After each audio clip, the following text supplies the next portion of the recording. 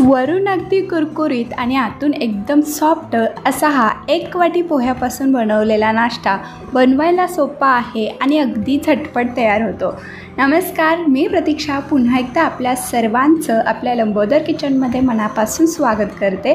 तर आज मी तुमच्यासाठी घेऊन आले एक आगळी वेगळी नाश्त्याची रेसिपी जी बनवायला सोपी आहे आणि महत्त्वाचं म्हणजे आपलं जे घरी साहित्य असतं अगदी त्यापासून झटपट हा नाश्ता तयार होतो। तर चला तर मग आता वेळ न घालवता आपण आजच्या व्हिडिओला सुरुवात करूया। तर त्यासाठी इथे मी एक वाटी पोहे घेतलेत। तर जे आपण रेग्युलर कांदे पोह्यासाठी वापरतो तेच पोहे घ्यायचेत। तर आता हे जे पोहे आहेत मी स्वच्छ चाळून घेतलेत। आता हे एकदा आपण 2 ते 3 वेळा स्वच्छ धुवून घेऊ, म्हणजे जो काही कचरा वगैरे असतो तो निघून जाईल। तर हे बघा अगदी छान 2 ते 3 वेळा पाण्याने मी स्वच्छ हे पोहे धुवून घेतलेत। आता आपण एक 5 मिनिटं हे पोहे असेच भिजत ठेवू। पोहे भिजत आहेत तोपर्यंत आपण इकडे एक बटाटा कट करून घेऊया। तर इथे मी कच्चाच बटाटा घेतलेला आहे आणि त्याची साल देखील काढून घेतले। अगदी मोठे मोठे याचे पीस करून घ्यायचे, कारण आपण हे मिक्सरमध्येच बारीक करणार आहोत। बटाटा तुम्ही कमी जास्त देखील करू शकता। तर आता हे जे बटाट्याचे काप आहेत तर आपण 1-2 वेळा स्वच्छ धुवून घेऊया, म्हणजे जो काही बटाट्यामध्ये स्टार्च वगैरे असतो तो कमी होईल। तर इथे मी बटाट्याचे काप देखील स्वच्छ धुवून घेतलेले आहेत। तर इकडे आपले पोहे देखील अगदी छान मऊ असे भिजले गेलेत। तर आता हे जे पोहे आहेत ते आपण एका मिक्सरच्या भांड्यामध्ये घालू आणि यामध्येच आपल्याला जे कट करून घेतलेले बटाट्याचे काप होते ते देखील घालायचे। अगदी 3 ते 4 छोटे चमचे यामध्ये पाणी घालू।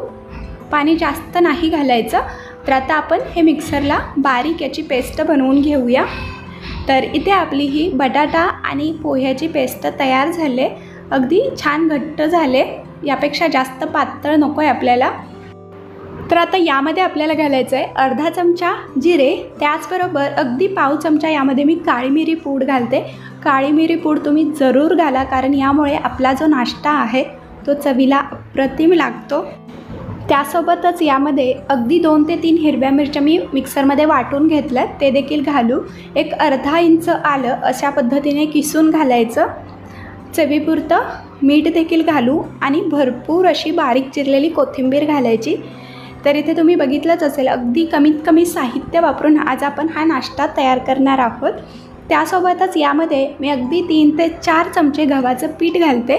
तुम्ही याऐवजी मैदा देखील इथे 3 ते 4 चमचे वापरू शकता। तर गव्हाचं पीठ घातल्यामुळे याला छान असं बाइंडिंग येतं आणि आपला जो नाश्ता आहे तो अगदी छान तळला जातो। तर आता आपण हे व्यवस्थित 2 ते 3 मिनटं छान मिक्स करून घ्यायचं आहे। तर याआधीही मी तुमच्यासोबत बऱ्याचशा नाश्त्याच्या रेसिपीज शेअर केलेल्या आहेत, त्याची लिंक मी डिस्क्रिप्शनमध्ये दिलेत, तिथे जाऊन तुम्ही चेक करू शकता। किंवा तुम्हाला आणखीन माझ्याकडून कोणत्या रेसिपीज पाहायला आवडतील हे मला कमेंटमध्ये कळवा, मी त्या देखील रेसिपी तुमच्यासोबत नक्कीच शेअर करेन। तर इथे आपलं हे मिश्रण तयार झालेलं आहे। आता आपण हे लगेच तळून घेऊ। तर तळण्यासाठी इकडे मी तेल देखील अगदी लो मिडियम गॅसवरती गरम करण्यासाठी ठेवलेलं।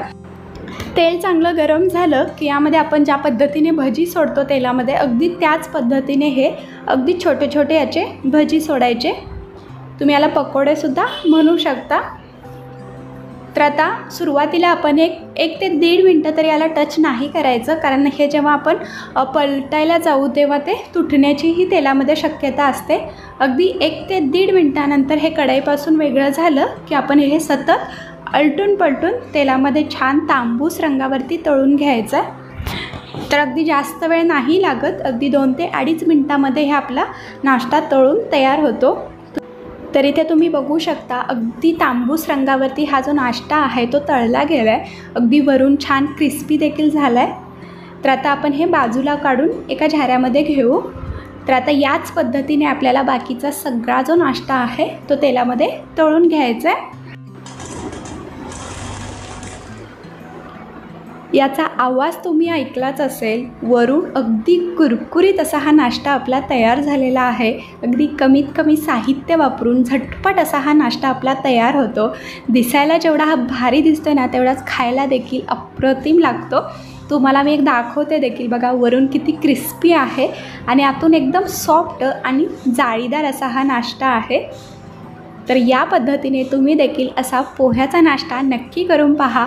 व्हिडिओ आवडला असेल तर लाईक, शेअर आणि सबस्क्राईब करायला देखील विसरू नका। पुन्हा भेटू अशाच एका नवीन रेसिपीसोबत। तोपर्यंत धन्यवाद।